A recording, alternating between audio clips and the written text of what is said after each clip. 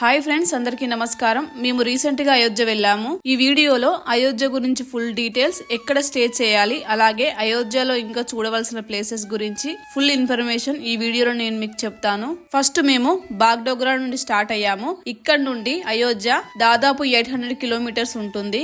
మేము కార్ లో వెళ్ళాము. ఇది 1 వీక్ ట్రిప్. మేము అయోధ్య, అలాగే ప్రయాగరాజ్, కాశీ, గయా, వైద్యనాథ్ జ్యోతిర్లింగం చూసాము. మేము బడి దేవా కాళీ చౌరాహా సమీపంలో రూమ్ తీసుకున్నాము. మేము తీసుకున్న రూమ్ ఆలయానికి దగ్గరలోనే ఉంటుంది. మేము కార్ రూమ్ దగ్గరే పార్క్ చేసి ఆటోలో టెంపుల్ కి స్టార్ట్ అయ్యాము. మా రూమ్ నుండి టెంపుల్ వరకు ఆటో వాళ్ళు 120 తీసుకున్నారు.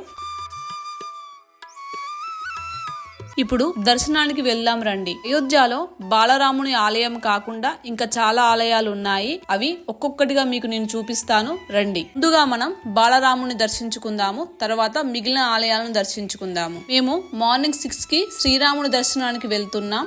ఆటోలో వస్తే ఇక్కడి వరకే అలో చేస్తారు. ఇక్కడ నుండి కొంత దూరం నడుచుకుంటూ వెళ్తే బిర్లా ధర్మశాల వస్తుంది. బిర్లా ధర్మశాలకు ఎగ్జాక్ట్ ఆపోజిట్ లో రామ్ మందిరం ఎంట్రన్స్ ఉంటుంది. ఇలా కొంత దూరం వెళ్తే మనకి సైడ్ కి సుగ్రీవ ఆలయం కనిపిస్తుంది. దర్శనానికి వెళ్లే దారిలో మనకి వీల్ చైర్ అసిస్టెన్సీ కూడా ఉంది. ఏజ్ వాళ్లకు, నడవలేని వారికి ఇవి యూజ్ చేసుకోండి.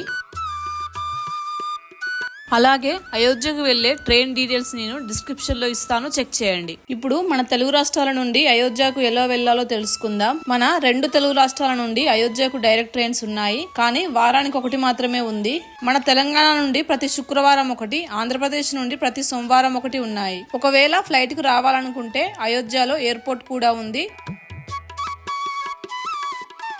ఇప్పుడు అయోధ్య గురించి తెలుసుకుందాం. అయోధ్య కోసల దేశ రాజధాని. అయోధ్య హిందువులకు మోక్షాన్ని ప్రసాదించే సప్తమోక్షపురిలో ఒకటి. శ్రీ మహావిష్ణువు దశావతారాల్లో ఒకటైన శ్రీరామచంద్రుడు జన్మించిన ప్రదేశం. అందుకే దీనిని రామ జన్మభూమి అని పిలుస్తారు. అలాగే అధర్వణ వేదంలో అయోధ్య దేవ నిర్మితమని, అది స్వర్గ సమానమని పేర్కొన్నారు. ఈ భూమిపై మొదటి వ్యక్తి మనువు. మనువు అనేది సంస్కృత పదానికి మానవుడనే అర్థం వచ్చింది. అయోధ్యను మొట్టమొదటిసారిగా సూర్యవంశ రాజైన వైవస్వత మనువు కుమారుడు ఇక్ష్వాకు మహారాజు నిర్మించి పాలించాడని పురాణ కథనాలు చెబుతున్నాయి. ఈ వంశపు రాజైన పృథువు వలన భూమికి పృథ్వీ అనే పేరు వచ్చింది. తరువాతి రాజు మాంధాత.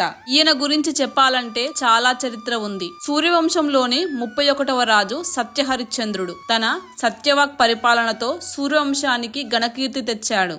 గంగా నదిని భూమికి తీసుకువచ్చిన భగీరథుడు ఈ వంశస్థుడే. తరువాత వచ్చిన రఘుమహారాజు చేసిన రాజ్య విస్తరణతో గొప్ప పేరు సంపాదించాడు. రఘుమహారాజు తరువాత సూర్యవంశం రఘువంశంగా ఘనత వహించింది. రఘుమహారాజు మనవడు దశరథుడు. దశరథుని కుమారుడే శ్రీరామచంద్రుడు. మొదటిగా ఈ ప్రదేశాన్ని సాకేతపురం అని పిలిచేవారు.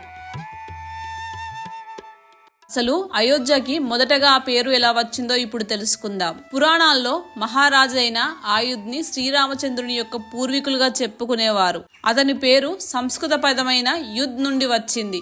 మహారాజైన ఆయుధ్ను ఈ నగరంలో పుట్టినందువల్ల దీనికి అయోధ్య అనే పేరు వచ్చింది. అయోధ్య అంటే జయించ శక్యం కానిది అని అర్థం. ఇక గౌతమ బుద్ధుని కాలంలో ఈ నగరాన్ని పాలీ భాషలో అయోధ్యహాగా అని పిలిచేవారు. ఇది కూడా సంస్కృత పదంలో అయోధ్య అనే అర్థాన్ని ఇస్తుంది.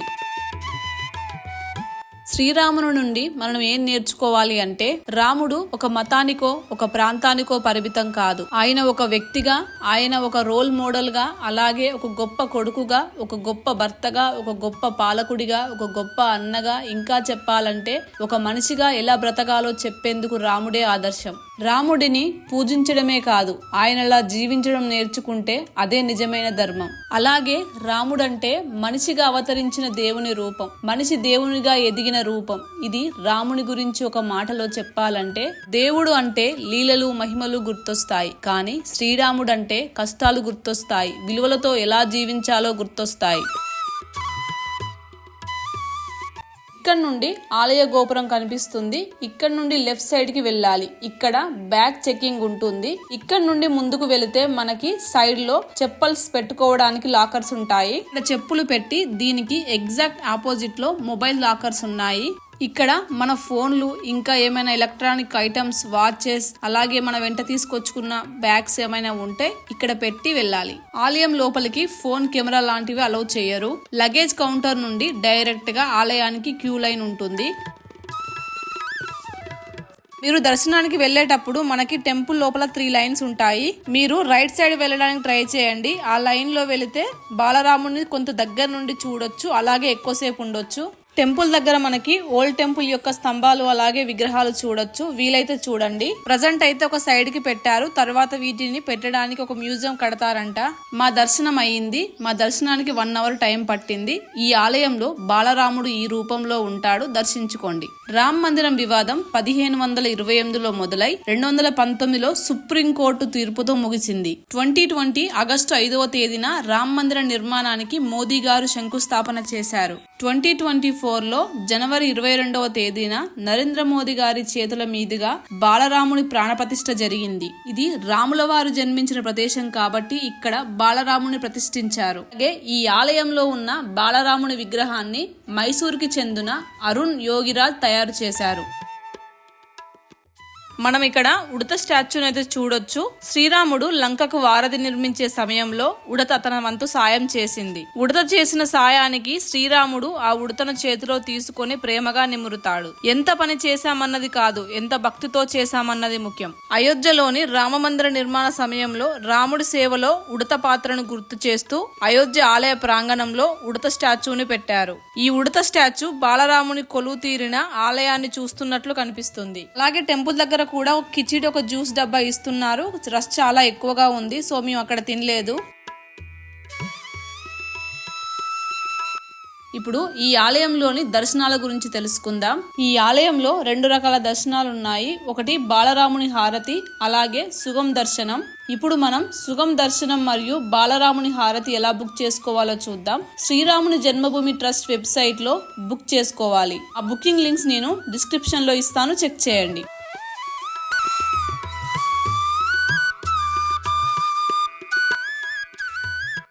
ఇప్పుడు మనం ఇక్కడ నుండి మిగిలిన ప్లేసులను చూద్దాం. అయోధ్యలో అన్నదాన సత్రం కూడా ఉంది. మనకి అయోధ్యలో అన్నదానం రామ్ రసోయిలో దొరుకుతుంది. అక్కడి వారిని అడిగితే చెప్తారు. మనం టెంపుల్ కి వెళ్లే దారిలో రైట్ సైడ్ లో ఒక గల్లీ కనిపిస్తుంది. ఇక్కడ నుండి కొంత దూరం వెళ్తే మనకు అన్నదాన సత్రం కనిపిస్తుంది. మీకు తెలియకపోతే అక్కడి వాళ్ళని అడగండి, ఎవరైనా చెబుతారు. మేము ఇక్కడే అన్నం తిన్నాము, ఫుడ్ చాలా బాగుంది. మేము ఇక్కడ అన్నం తిని మిగిలిన ప్లేస్ చూడడానికి వెళ్తున్నాం.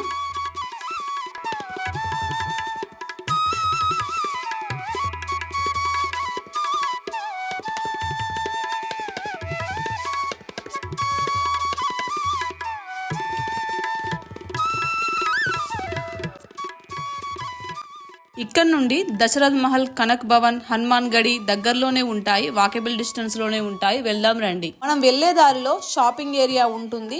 షాపింగ్ చేసుకునే వాళ్ళు చేసుకోండి. ఇలా మనం కొంత దూరం నడిచాక మనకి ముందుగా దశరథ్ మహల్ వస్తుంది. ఇదే దశరథ్ మహల్. శ్రీరాముడి తండ్రి అయిన దశరథ మహారాజు నిజమైన రాజమందిరం ఉన్న ప్రదేశం. దానికి గుర్తుగా ఈ ప్రదేశంలో ఈ మహల్ ని నిర్మించారు. ప్రజెంట్ అయితే ఈ మహల్లో సాధువులు నివసిస్తున్నారు. మేము వెళ్లే టైం కి క్లోజ్ చేసి ఉంది. బయట నుండే దర్శించుకున్నాము. శ్రీరాముడు తన సోదరులతో తన బాల్యాన్ని గడిపిన ప్రదేశం ఇది.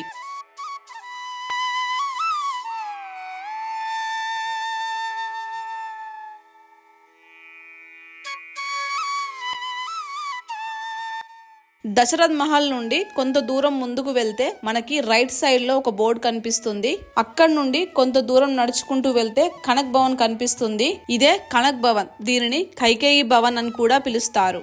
సీతారాముల కళ్యాణం జరిగాక సీతారాములు అయోధ్యకు వచ్చినప్పుడు కైకేయి భవనాన్ని సీతారాములకు కానుకగా ఇచ్చిందంట. అందుకే దీనికి కైకేయి భవన్ అని కూడా పిలుస్తారు. ఈ భవనంలోనే సీతారాములు నివసించేవారంట. అంటే ఇప్పుడు మీరు చూస్తున్న మహల్ కాదు, ఈ ప్రదేశంలోనే ఆ మహల్ ఉండేది. ప్రస్తుతం ఉన్న ఈ ప్లేస్ ను నిర్మించింది ఓర్చాని పరిపాలించే రాజవంశీకులు. ఈ భవన్లో సీతారాములు ఉంటారు. వారికి బంగారు కిరీటాలు ఉంటాయి. అందుకే దీనిని కనక్ భవన్ అని పిలుస్తారు.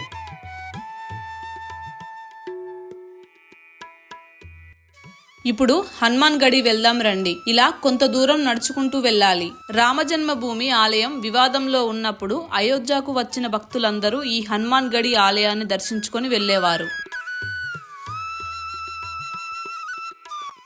ఆ ఎదురుగా కనిపిస్తుంది రాజ్ద్వార్ మందిర్. దీన్ని సంవత్సరంలో 2 సార్లు మాత్రమే ఓపెన్ చేస్తారు. మనం ఇక్కడ నుండి ఎడమవైపు తిరిగితే ఇదే హనుమాన్ గడి. ఎంతమంది దర్శనానికి వెయిట్ చేస్తున్నారో చూడండి. రండి వెళ్దాం.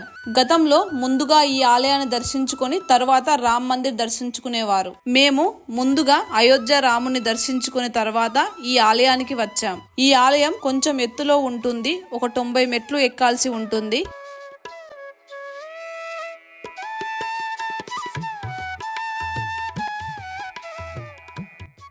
రామ్ మందిర్ నిర్మించక ముందు అయోధ్యలో ప్రధాన ఆలయం ఇది. సీతారాముల వారు లంక నుండి అయోధ్యకు తిరిగి వచ్చాక హనుమంతుల వారు ఈ ప్రదేశంలో బస చేశారంట. అప్పటి నుండి ఇక్కడ అయోధ్య రక్షకుడిగా ఆంజనేయ స్వామి ఉన్నారని భక్తుల విశ్వాసం. హనుమంతుల వారు అయోధ్య క్షేత్రపాలకుడు. ఆలయంలో హనుమంతుడు తల్లి అయిన అంజనాదేవి ఒళ్ళో నిద్రిస్తున్న బాల హనుమంతుని రూపంలో దర్శనమిస్తారు. దర్శించుకోండి.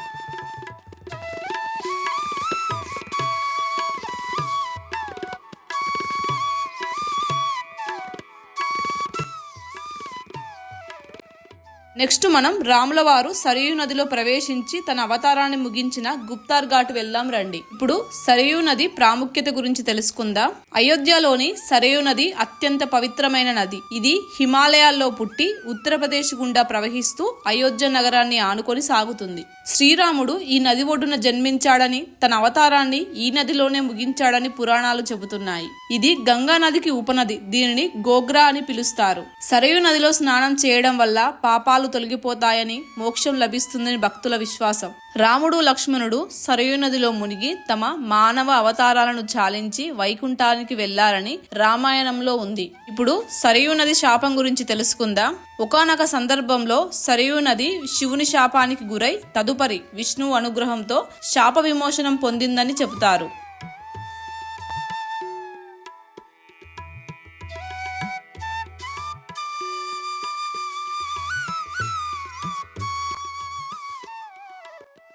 ఇదే మేము తీసుకున్న రూమ్. ఈ రూమ్ మాకు 1000 రూపీస్ పడింది. ఈ రూమ్ మాకు ఆలయానికి దగ్గరలోనే ఉంది. సో అందుకే తీసుకున్నాము. ఈ వీడియో కనుక మీకు నచ్చినట్లయితే లైక్ చేయండి, షేర్ చేయండి, సబ్స్క్రైబ్ చేసుకోండి. Thank you.